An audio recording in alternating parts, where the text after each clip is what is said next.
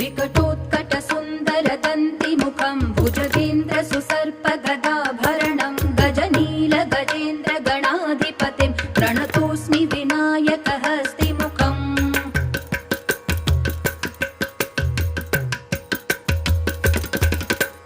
सुरसुरगणपति सुन्दरकेशं ऋषि गणपति यज्ञसमानं भव भव गणपति पद्मशरीरं जय जय गणपति दिव्य नमस्ते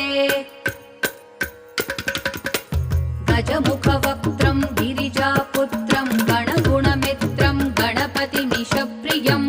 गणपतिमीशप्रियं गणपतिमीशप्रियम्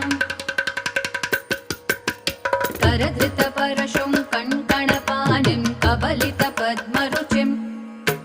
सुरपतिवन्द्यं सुन्दरनृत्यं सुरचितमणिमकुटम्